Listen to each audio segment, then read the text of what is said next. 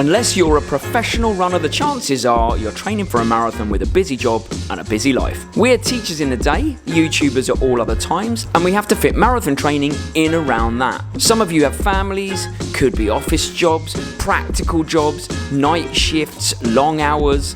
But we've managed to find a number of key strategies to make it all fit together so we can train with busy lives and still run PBs. So we want to share that with you, and you know what would help us? Subscribe if you're not, but no hard sell.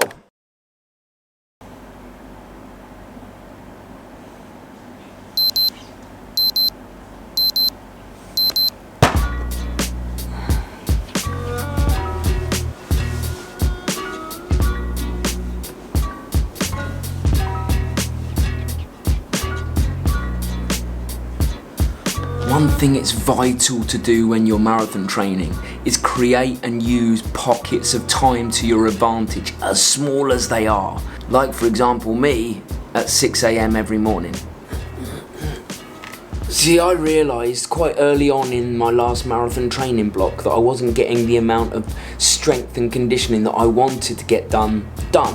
And especially the mobility side of it is something that I'd really pinpointed as something that was really holding me back, but I just couldn't find time in my day to make it happen regularly.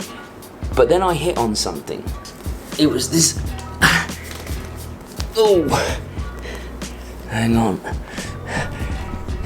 It was the realisation that actually I had 20 minutes every morning. Mary wakes up just before 6 and I wasn't getting up until 6:20. I was kind of like lying there, just waking up slowly, and I'm like, what am I doing? This is 20 minutes I can use, and I can use it really wisely. So use it wisely, I did, and you would be staggered that just 20 minutes a day, every day in the week, and probably one of the 2 days at the weekend, you would be staggered the difference that made to my overall training. I was actually shocked, if I'm gonna be honest with you, because I didn't realise that the compound effect would be quite so profound. And that's the key to all of this, not just a pocket at 6 a.m. in the morning. It's, do you have time in your evening where perhaps you're spending 10 to 15 minutes on your phone? Do you have small pockets throughout the day, even in a lunch break, where you could get something like this done? It's finding those pockets of time and it's utilising them, because I was struggling with 40 minutes a day doing strength and conditioning. This is way better for me. It's when I get up, movement's already happening, and my day starts really positively.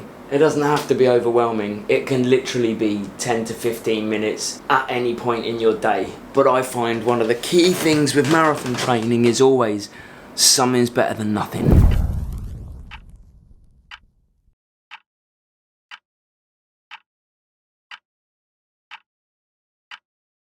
Welcome to Track Tuesday on a Tuesday evening that is feeling like we're in an oven. So hot. It's so hot. To prove a point about our training and how we fit this within our life, it's after work now.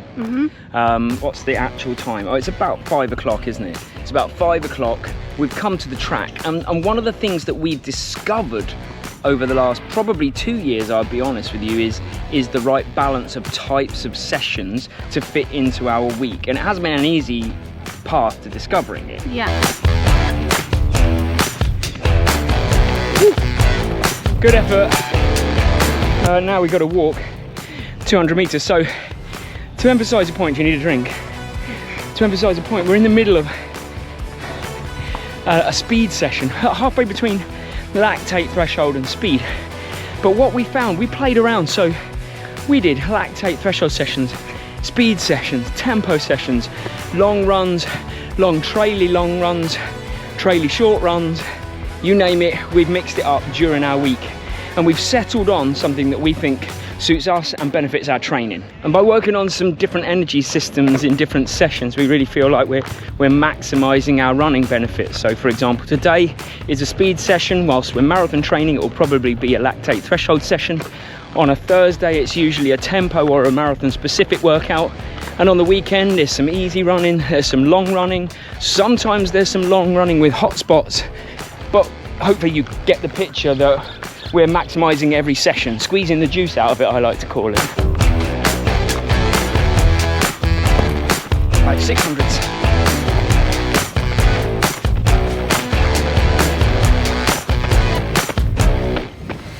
I'm gonna let Mary make the next point.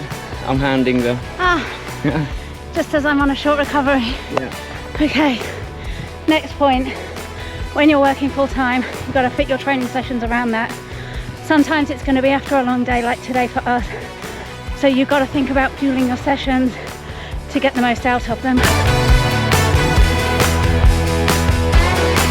I was just like, Mary, I haven't filmed. I've been sitting here because my foot hurts, and so I'm actually not going to do anything more this session to protect myself. I'm like, Mary, I haven't done any filming. Can you make your next point? She's like, no. She said, "Mai dai," which in Thai means cannot. So I'll make the next point when she goes off on her next 200 meter. How many have you got? 100 walk to 200.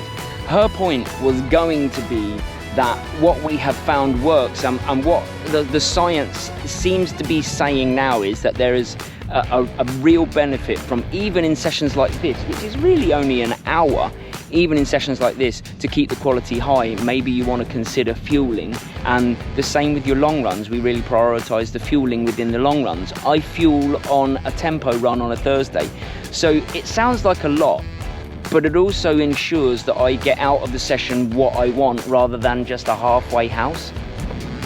Wish me luck. Are you talking to me or people watching the video? The world. The world.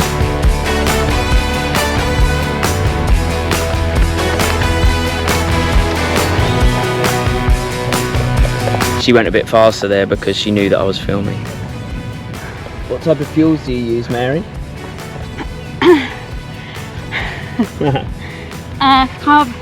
Carb mix drink is great for these sessions because it's not like taking on more food. You can just drink it on my way down here. It doesn't sit heavy, and it gives me really good energy to nail these sessions. Yeah, we use Bix carb mix, but you can get Tailwind, Morton do one. A lot of brands do it, and it's just an easier way of ingesting carbs, even more easy than gels. Yeah, but gels are a good alternative. I thought you were going to say you can drink it through the straw. You can drink it through the session. But that's our Tuesday track session done. Mine early, Mary's fully. Well done.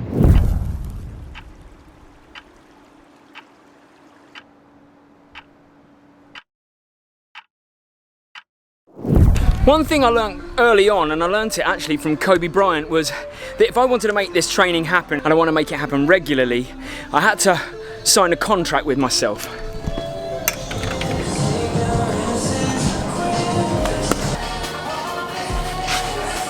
So the first thing to note is, it doesn't have to be a physical contract that you sign with yourself. It can be one in your head, but it's got to be something that's so strong that it binds you to the training, whether you want to do it or not. I think I found that that is what works for me, and it's kind of why I'm here tonight.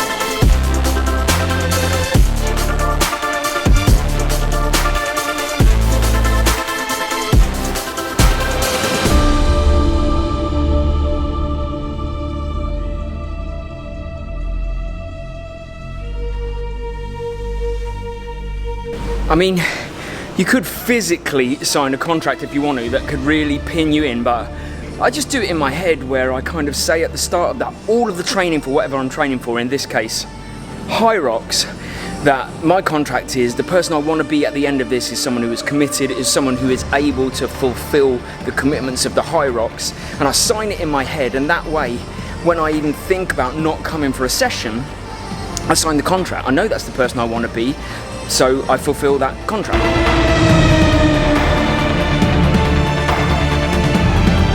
Oh my God.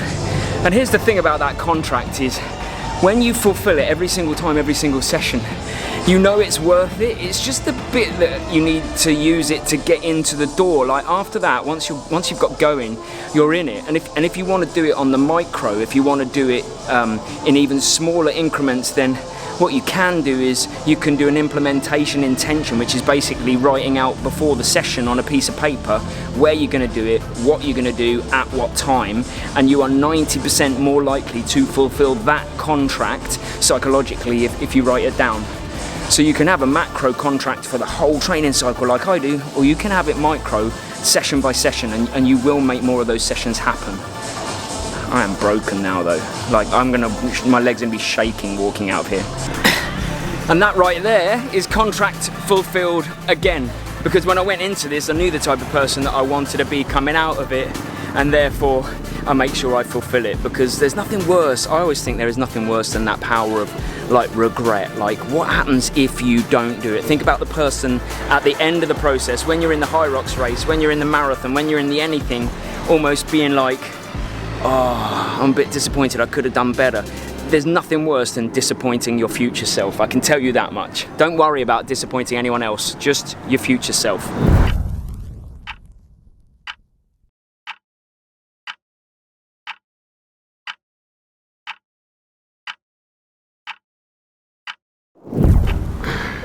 One thing we've found that we think works really well for our marathon training is what we call moments of movement, but you can call it anything. So I've already failed. I've come in from work, I've sat down, and that is so much harder for anyone to then get back up. But this one hasn't sat down. I'm not going to, I'm going straight out for my run. So walked in and walked past Ben, upstairs, changed. I'm going straight out to get it done. Let's go. And we're off, and that's what this is about. It's about using moments of movement in your time crunch day to tag on your training or your exercise and just making it happen and seeing it as part of that movement. So a really good example is Ben in the mornings. He gets up out of bed and goes straight into his mobility routine, and he doesn't think about it, about whether he wants to do it or not. It's just part of that momentum and movement for him at the start of the day, and doing that consistently has forged a really strong habit of making it happen.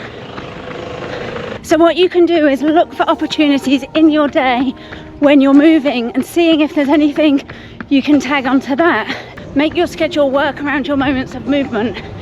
So how do we do that? On a Wednesday, we drive straight to the gym. We don't go home first. We just go to the gym, get in the gym and make that workout happen. Also, getting home from work, I don't sit down. If I did, I would waste time and potentially put the run in jeopardy. I walk through the door, walk upstairs, get changed and go. I don't allow my brain to ask any questions. I just make it happen. This is where your discipline really, really counts, and you get out there and you can get it done. But by the way, I just want to say it's not impossible to get going once you sat down, because I'm here, look at this, on the treadmill, ready to go. It's just harder. One thing I learned, actually, that I learned when I was doing triathlons a lot more is the concept of session stacking, although in triathlon you might call it a brick session. And that's where, for example, you'd come in from a long bike ride and you'd go straight out for a run, because, well, that's what triathlon is. But you can transport that quite neatly over into just training for a marathon, because it might mean that you achieve more, you get more done in a shorter amount of time.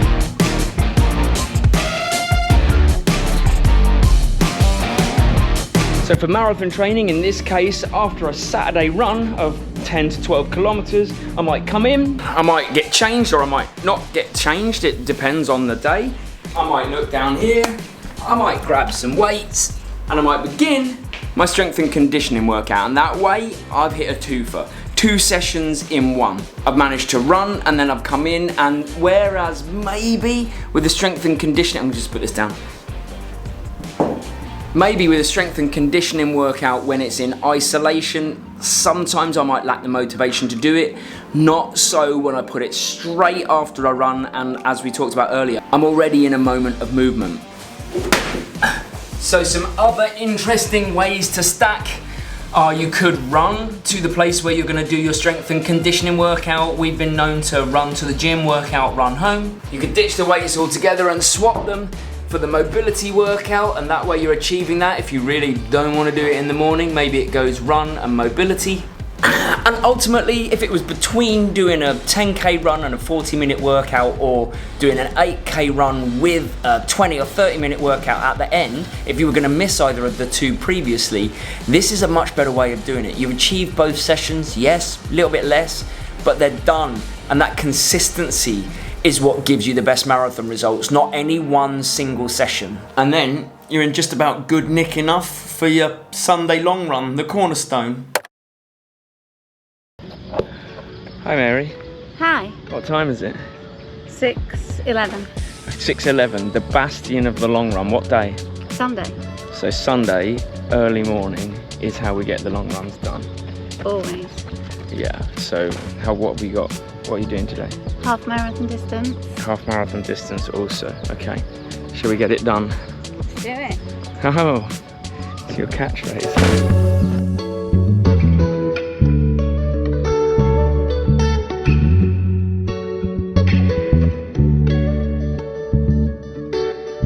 We're probably in the same boat as people that have children in terms of necessity of timings of runs. So we had to get up at 5 a.m. this morning to get this long run in, but not because we have kids and we need to be back for their day, but because here it is oppressively hot when it gets past kind of 8-9 o'clock. So you have to be running by latest 6 a.m. for a long run. And the reason we can get it done, probably the same reason people with children can, is we don't burn the candle at both ends. What I mean by that is that if I'm getting up at 5, I need to be getting to bed the night before in good time. For us, it usually represents 8 hours sleep is a good sleep, so we're trying to go to sleep by 9 p.m. But on a broader sense, we're turning down invites to go out. I had the offer to play football yesterday. I didn't do it because when I'm in a marathon training block, my life has to revolve around that, because I want to get the best out of myself. You just can't half-ass marathon training if you want to get the best results. It requires a real dedication above and beyond the normal, a bit like a monk would have. So it requires a level of monkism. I don't know if that's a word. It's like put in half the effort, get half the rewards. The only frustrating thing is you can put in full effort and still not get the rewards because the marathon's so fickle.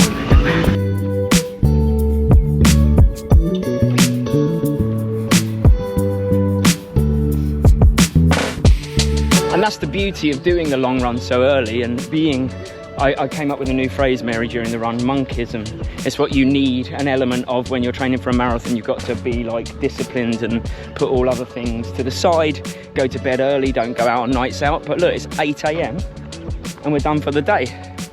Gonna feel pretty good. Yeah, I mean, it's gonna feel pretty good. And that is where the real benefits come through, because now, I was just about to say we're going to be productive for the rest of the day, but we'll probably just crash on the sofa in a couple of hours. That sounds good to me. Yeah. I knew this would happen, but it's okay. If you trained hard and you work hard, you probably deserve this on a Sunday. And if you liked this video, you're definitely also going to like this video where I take you on a marathon and talk about how I fuel for a marathon using science. And don't forget, if you've learned something from the video, consider subscribing. No hard sell. We're here to help you. I'll see you next week.